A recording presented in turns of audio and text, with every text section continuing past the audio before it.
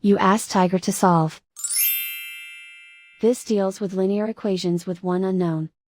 The final result is x equals 2. Let's solve it step by step. Group all x terms on the left side of the equation. Subtract 4x from both sides. Group like terms. Simplify the arithmetic. Group like terms.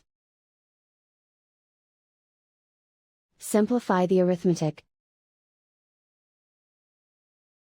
Group all constants on the right side of the equation.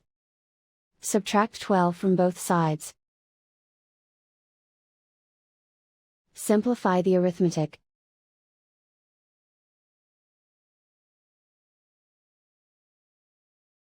Isolate the x.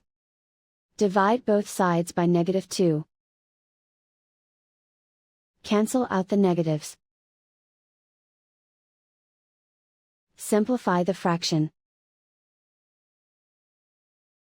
Cancel out the negatives. Find the greatest common factor of the numerator and denominator. Factor out and cancel the greatest common factor. And so the final result is x equals 2.